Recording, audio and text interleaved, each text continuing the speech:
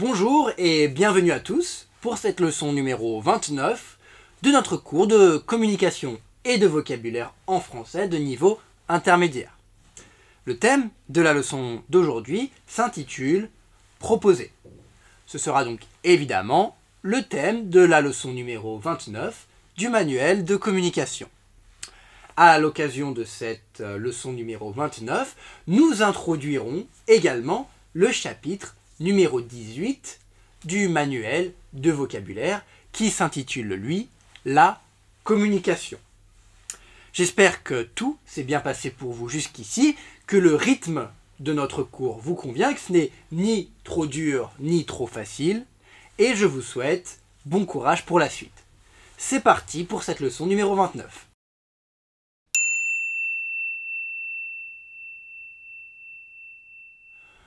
Mentir.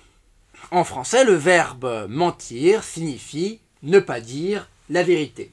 Lorsque l'on ne dit pas la vérité à quelqu'un, que l'on dit quelque chose de faux, eh bien, c'est que l'on ment.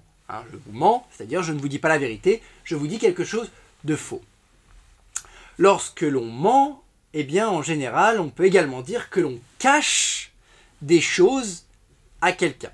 Lorsque l'on cache des choses à quelqu'un, c'est que l'on ne veut pas dire certaines choses à une personne. Par exemple, si je cache des choses à ma femme, eh bien, c'est qu'en général, j'ai des choses dans ma vie personnelle que je ne veux pas que ma femme sache, et donc je vais les cacher, je ne vais pas lui dire, et probablement je vais également devoir lui mentir. Cacher des choses à quelqu'un, mentir à quelqu'un. Toutes ces choses, donc, sont également reliées à la confiance. La confiance, lorsque l'on dit que l'on a confiance en quelqu'un, c'est que l'on croit que cette personne dit la vérité, que l'on croit ce que dit cette personne, que l'on croit son jugement. Si je vous dis « je vous fais confiance », cela signifie que je crois en vous, je pense que vous êtes honnête, et donc je vous fais confiance, je pense que ce que vous dites est la vérité, je vous fais confiance. Espionner. En français, le verbe espionner signifie donc essayer de prendre, de récupérer des informations sur quelqu'un ou sur quelque chose sans que personne ne le sache, ou en tout cas sans que cette personne ne le sache. Par exemple, si j'espionne quelqu'un, eh bien, je vais essayer de savoir ce que fait cette personne, avec qui cette personne est, où va cette personne, etc., sans que cette personne elle-même ne le sache. Je vais donc peut-être me cacher pour essayer de l'observer, etc., etc. Je vais l'espionner. Un espion, donc, par exemple, dans une armée, eh bien, il y a toujours des espions, c'est-à-dire des personnes dont le travail est d'aller chercher des informations ici et là, d'aller espionner, par exemple, des gouvernements ou des personnalités importantes, etc. Un espion va donc chercher des informations discrètement, sans que personne ne le voie. Un espion espionne. Donc le verbe espionner. Planifier. En français, le verbe planifier contient évidemment le mot plan. Lorsque l'on a un plan, comme par exemple une carte, un plan de Paris, c'est donc un plan qui explique les rues de Paris, c'est comme une carte de Paris, et bien lorsque donc il y a le mot plan, lorsque l'on planifie quelque chose, c'est que l'on prépare quelque chose, que l'on fait un plan et que l'on sait donc à l'avance ce que l'on va faire. Par exemple, si je vous dis je suis en train de planifier mon anniversaire, eh bien cela signifie que je suis en train de prévoir, de préparer à l'avance ce que je vais faire pour mon anniversaire. Je planifie. Ça ne me dit rien, ou à l'inverse, ça me dit quelque chose. Ou on pourrait également dire ça ne te dit rien, ça ne vous dit rien, ça ne leur dit rien, ou ça te dit quelque chose, ça vous dit quelque chose, ça leur dit quelque chose, etc., etc. En français, lorsque l'on dit « Oh, ceci ne me dit rien », cela signifie que j'ignore, que je ne sais pas ce que c'est. Par exemple, si vous me demandez est-ce que tu sais qui est est-ce que tu sais ce que c'est que quelque chose, par exemple, vous me demandez est-ce que tu sais ce que c'est que ça, hein, en me questionnant par exemple sur quelque chose. On pourrait me demander, est-ce que tu sais ce que c'est que la cité interdite, hein, par exemple à Pékin, la cité interdite, et que moi je ne sais pas du tout. Je peux vous répondre, non, ça ne me dit rien. Ça ne me dit rien. Ce mot que vous venez de me dire, hein, cette chose dont vous êtes en train de me parler, eh bien, à moi, ne me dit rien. Hein, c'est une expression, c'est-à-dire, en fait, je ne sais pas ce que c'est, je ne me rappelle pas ce que c'est, je ne sais pas. Au contraire, ça me dit quelque chose. Généralement, on dit « Ah, ça me dit quelque chose », c'est qu'on sait que l'on connaît cette chose, mais l'on ne se rappelle pas très bien. Par exemple, si je vous dis oui, la cité interdite à Pékin, ça me dit quelque chose », c'est-à-dire, oui, je sais que je le connais, j'ai déjà entendu ce mot, je ne m'en rappelle pas très bien, mais ça me dit quelque chose. Donc, je sais plus ou moins ce que c'est. Au contraire, ça ne me dit rien, et, non, je ne sais pas du tout. Le basket, ou le basketball, qui est donc le nom officiel, est un sport qui est pas forcément très populaire en France, en tout cas pas autant qu'aux États-Unis, mais c'est un sport qui est quand même assez courant en France, le basketball. Comme autre sport, pas extrêmement populaire en France, il y a par exemple le hockey, hein, où le nom complet est donc le hockey sur glace, parce qu'il y a différents types de hockey. Donc le hockey sur glace, hein, qui est un sport très populaire évidemment au Canada. En France, ce n'est pas forcément très populaire. Hein, regarder un match de basket ou regarder un match de hockey sont des exemples de loisirs, de choses que l'on peut faire donc en France. Comme autre loisir, pour un week-end par exemple, on peut décider d'aller à l'opéra. L'opéra, c'est donc cet endroit où on va pouvoir écouter notamment de la musique classique et des comédies musicales, etc. Hein, dans un opéra. Lorsqu'il y a quelque chose, une pièce ou un concert qui est joué dans un opéra, on appelle cela une représentation. Hein, une représentation. C'est lorsqu'il y a donc quelque chose qui se passe, hein, une pièce par exemple, qui est jouée dans un opéra. L'opéra, comme on le sait, est généralement quelque chose d'assez cher. Ça coûte généralement assez cher d'aller voir une représentation à l'opéra. Et donc, si l'on aime beaucoup l'opéra, si on y va souvent, et qu'on est donc prêt à payer beaucoup d'argent pour aller voir des représentations à l'opéra, eh bien on peut dire que l'on a des goûts de luxe. Avoir des goûts de luxe, en français, signifie aimer des choses qui coûtent cher, comme le luxe. Hein, le luxe, on l'a déjà expliqué, le luxe, ce sont toutes ces choses qui coûtent très cher, comme par exemple les bijoux, etc., etc. Donc avoir des goûts de luxe, c'est donc aimer particulièrement ces choses qui coûtent cher.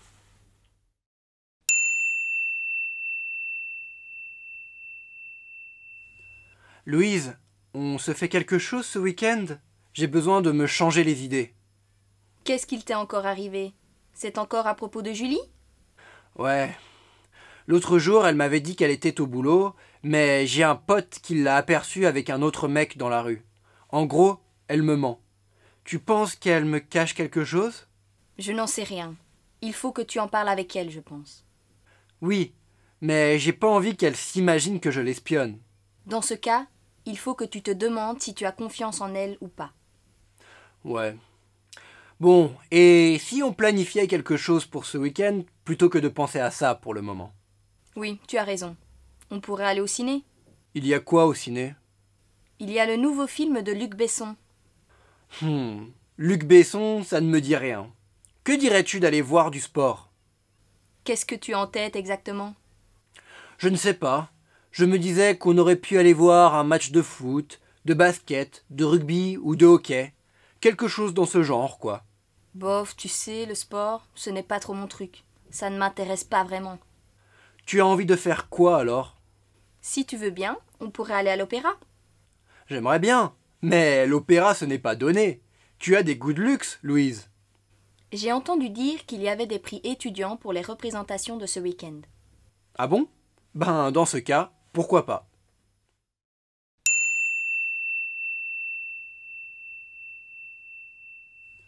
Louise, on se fait quelque chose ce week-end? J'ai besoin de me changer les idées. Qu'est-ce qu'il t'est encore arrivé? C'est encore à propos de Julie? Ouais. L'autre jour, elle m'avait dit qu'elle était au boulot, mais j'ai un pote qui l'a aperçue avec un autre mec dans la rue. En gros, elle me ment. Tu penses qu'elle me cache quelque chose? Je n'en sais rien. Il faut que tu en parles avec elle, je pense. Oui, mais j'ai pas envie qu'elle s'imagine que je l'espionne. Dans ce cas, il faut que tu te demandes si tu as confiance en elle ou pas. Dans ce dialogue numéro 1 de cette leçon numéro 29, Louise et Adrien sont en train de discuter ensemble de ce qu'ils peuvent faire, de ce qu'ils pourraient faire ce week-end. Ils sont donc en train, comme on l'a expliqué dans le vocabulaire, de planifier leur week-end. Adrien demande donc ici à Louise, dans un premier temps, au début du dialogue, il dit « Hé Louise, on se fait quelque chose ce week-end » On se fait quelque chose, ici SE, c'est du français familier, que dans un registre familier, dans un contexte formel, on ne dirait pas les choses comme ça, on pourrait dire on fait quelque chose. Ici, lorsque Adrien dit on se fait quelque chose, c'est pour dire à Louise, toi et moi, on peut se faire, toi et moi, donc quelque chose. Dans un registre familier, on peut dire éventuellement les choses de cette manière. Se faire quelque chose, c'est-à-dire toi et moi, on peut faire quelque chose ensemble, on peut se faire quelque chose ce week-end. Adrien ajoute, après cela, que la raison, notamment, pour laquelle il demande à Louise si elle est d'accord pour faire quelque chose ce week-end, pour se faire quelque chose, eh bien, c'est parce que Adrien a besoin de se changer les idées. Alors, il dit, j'ai besoin de me changer les idées, j'ai probablement donc des problèmes, et j'ai envie donc de penser à autre chose, j'ai envie de me changer les idées. Ensuite, donc, lorsque Adrien a expliqué à Louise qu'il fallait qu'il se change les idées, eh bien Louise lui répond « Oula, qu'est-ce qu'il t'est encore arrivé? Qu'est-ce qu'il se passe encore pour toi dans ta vie ?» Elle demande « Est-ce que c'est encore à propos de Julie ?» On se rappelle donc que Adrien et sa copine Julie s'étaient pris la tête, s'étaient disputés l'un avec l'autre. Ici, Louise demande donc à Adrien « Est-ce que c'est encore à propos de cela ? Est-ce que c'est encore à propos de ta copine Julie? Est-ce que tu as encore des problèmes? Est-ce que vous vous êtes encore disputés? Que se passe-t-il » Adrien répond que oui, c'est donc encore à propos de sa relation avec sa petite amie Julie. Il explique, eh bien l'autre jour, elle m'avait dit qu'elle était au boulot, qu'elle était au travail, qu'elle était en train de travailler, mais il explique qu'il a un pote, Adrien, il a un pote, c'est un ami, dans le registre familier, un ami, on peut appeler cela un pote, on l'a déjà vu dans les leçons précédentes, et donc Adrien a un pote qui a aperçu, c'est-à-dire vu de loin, j'ai aperçu, j'aperçois quelque chose, c'est-à-dire je vois à peu près de loin, ce n'est pas aussi clair que si l'on voyait de tout près, par exemple, donc il dit qu'il a un pote, Adrien, un ami donc, qui a aperçu Julie, sa copine, avec un autre mec dans la rue. Un autre mec, un autre gars, ici dans le registre familier, c'est-à-dire évidemment un autre homme. Donc il a un pote qui l'a aperçu, qui a vu sa copine Julie avec quelqu'un d'autre, avec un autre homme dans la rue. Alors que Julie avait dit à Adrien qu'elle était au travail, qu'elle était au boulot, qu'elle était donc en train de travailler. Adrien dit donc elle me ment, elle me dit qu'elle est au travail alors que c'est faux, elle est avec quelqu'un d'autre dans la rue, elle me ment, elle ne me dit donc pas la vérité. Elle me ment. Et donc voilà ce que dit Adrien à Louise, donc voilà pourquoi il a besoin de se changer les idées, parce qu'il a tous ses problèmes, et il demande à Louise, donc elle me ment, est-ce que tu penses que donc ma copine Julie me cache des choses? Elle cache des choses pour ne pas que je puisse les voir, c'est-à-dire par exemple le fait qu'elle voit son ex à un café ou qu'elle est avec un autre homme dans la rue, peu importe. Donc il dit ma copine Julie me cache des choses, il y a des choses qu'elle ne veut pas que je sache, il y a des choses qu'elle ne veut pas me dire. Est-ce que tu penses que c'est ce qui est en train de se passer? C'est la question qu'Adrien pose à Louise. Louise répond alors à Adrien, je n'en sais rien, je ne sais pas, après tout Julie je ne la connais pas si bien que ça, et elle dit donc je ne sais pas, il faudrait que tu en discutes avec elle. Il faudrait que tu en discutes avec elle, en français on dit discuter de quelque chose avec quelqu'un. Hein, c'est ce qu'on dit. Hein, on discute de quelque chose avec quelqu'un. Et donc, c'est ce que Louise est en train de dire ici à Adrien. Tu devrais en discuter, hein, donc discuter de cela, du fait que tu as un ami qui l'a vu dans la rue alors qu'elle était censée être au travail. Il faut que tu en discutes donc de cela avec elle, avec ta copine Julie. Adrien dit oui, mais le problème c'est que je n'ai pas envie que ma copine Julie donc pense que je l'espionne.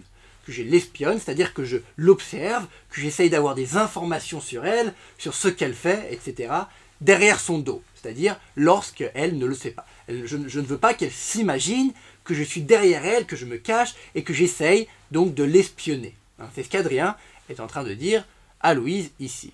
Et donc Louise répond à Adrien, eh bien dans ce cas-là, si tu ne veux pas qu'elle pense, hein, si tu ne veux pas qu'elle pense, qu'elle s'imagine, hein, que tu l'espionnes, eh bien, dans ce cas, il faut que tu te demandes, c'est-à-dire que tu réfléchisses, que tu te demandes si tu as confiance en elle ou pas. Hein, avoir confiance en quelqu'un, c'est-à-dire croire quelqu'un, croire que quelqu'un dit la vérité ou fait les bonnes choses. Hein, dans ce cas, Adrien sait plus ou moins que sa copine Julie lui ment, puisqu'elle lui avait dit qu'elle était au travail. Mais donc la question que Louise dit, la chose que Louise dit à Adrien, c'est bon, même si elle te ment, il faut que tu te demandes, que tu réfléchisses si oui ou non tu as confiance en elle, c'est-à-dire si tu penses qu'elle te cache des choses pour les mauvaises raisons. Hein, c'est-à-dire vraiment elle a des mauvaises choses à cacher, ou si au contraire, eh bien finalement ce n'est pas si grave et tu peux avoir confiance en elle, c'est-à-dire croire en elle, croire qu'elle est une bonne personne et qu'elle ne te cache rien de sérieux, rien d'important. Ouais. Bon, et si on planifiait quelque chose pour ce week-end plutôt que de penser à ça pour le moment? Oui, tu as raison. On pourrait aller au ciné. Il y a quoi au ciné? Il y a le nouveau film de Luc Besson. Luc Besson, ça ne me dit rien. Que dirais-tu d'aller voir du sport? Qu'est-ce que tu as en tête exactement? Je ne sais pas. Je me disais qu'on aurait pu aller voir un match de foot, de basket, de rugby ou de hockey. Quelque chose dans ce genre, quoi.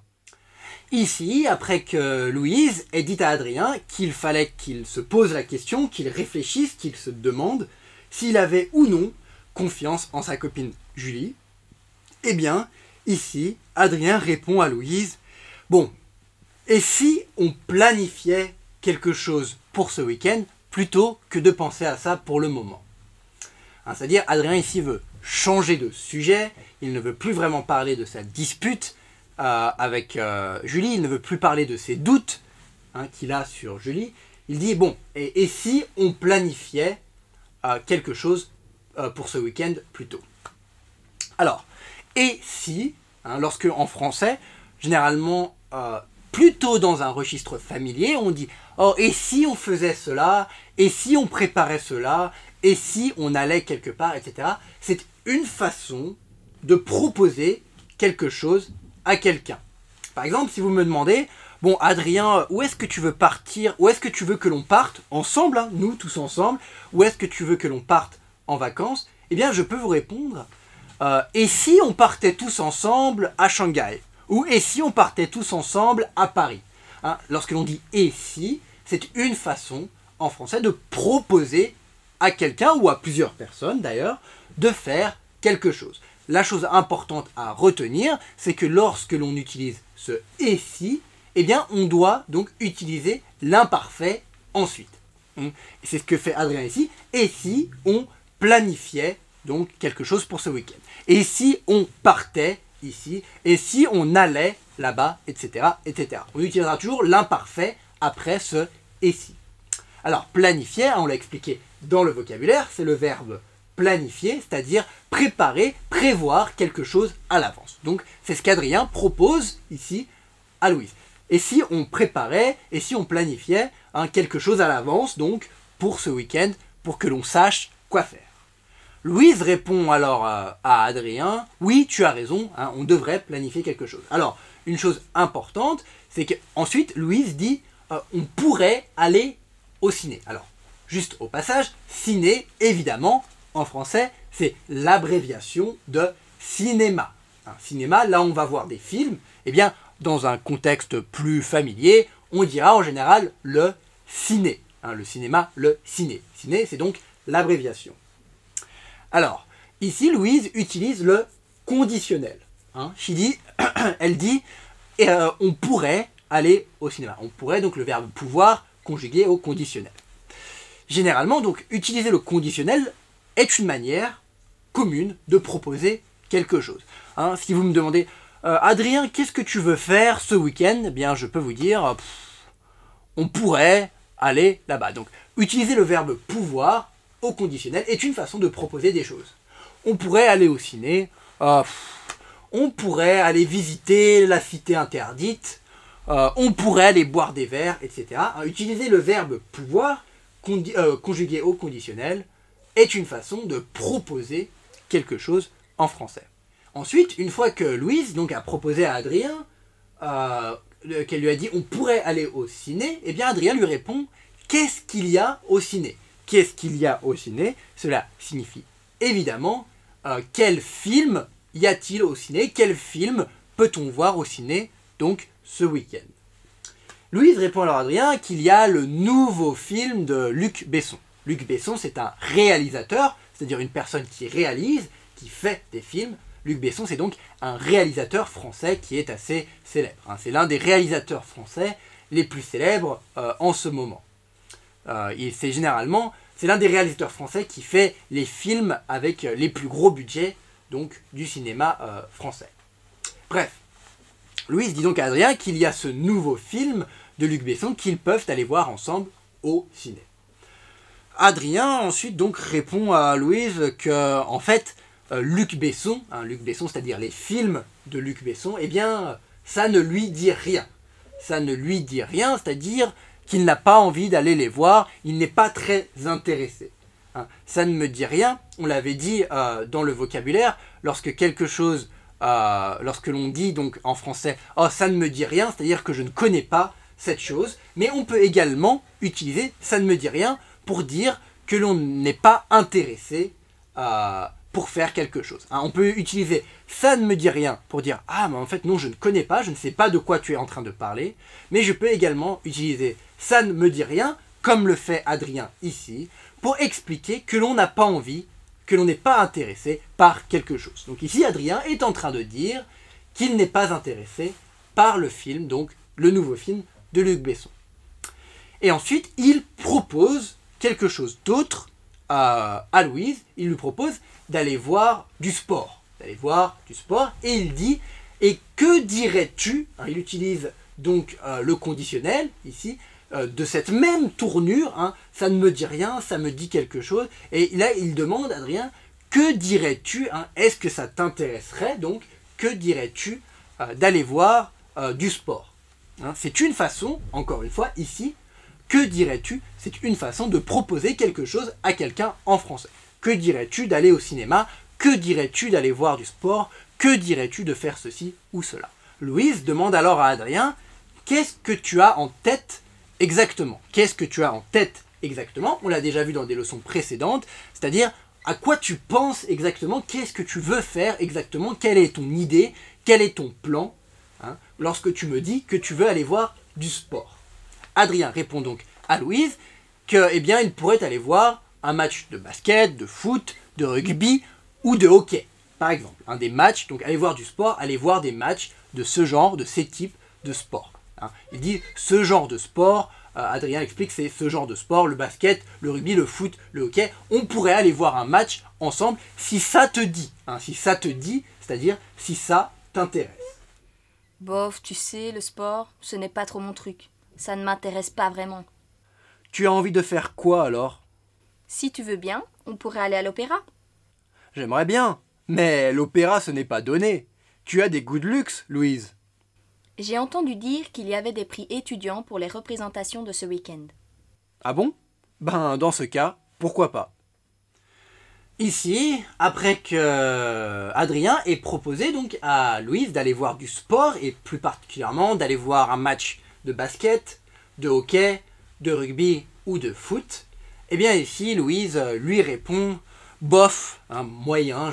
Lorsqu'on dit bof, c'est que on n'est pas forcément convaincu, qu'on n'est pas satisfait.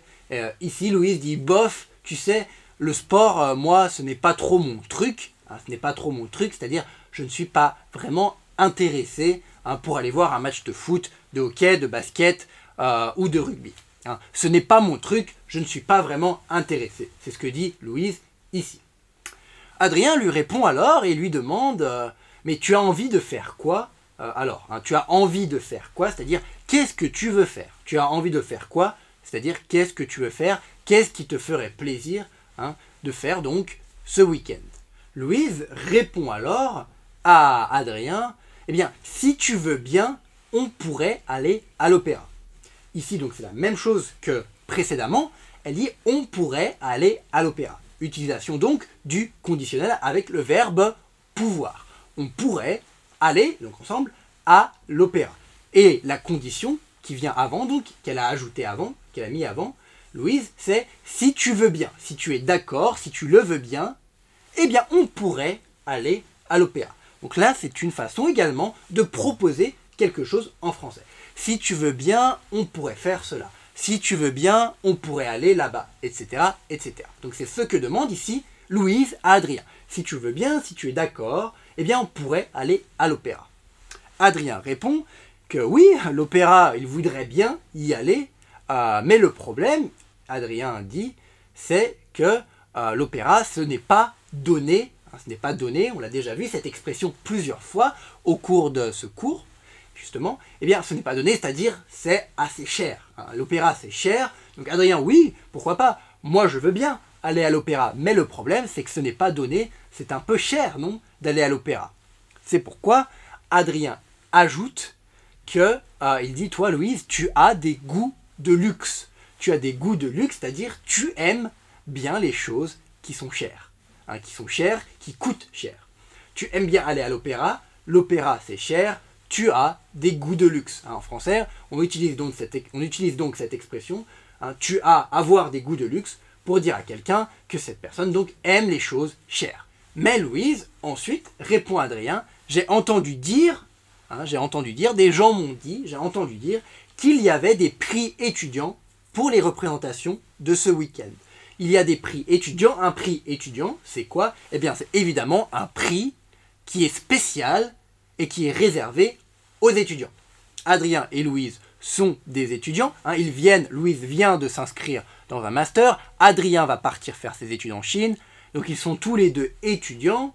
Ils ont probablement, peut-être, en tout cas, une carte étudiante. Ils peuvent donc avoir accès aux prix étudiants. C'est-à-dire, les prix étudiants, ce sont des prix qui sont moins chers et que les étudiants peuvent avoir si ils ont généralement leur carte étudiante.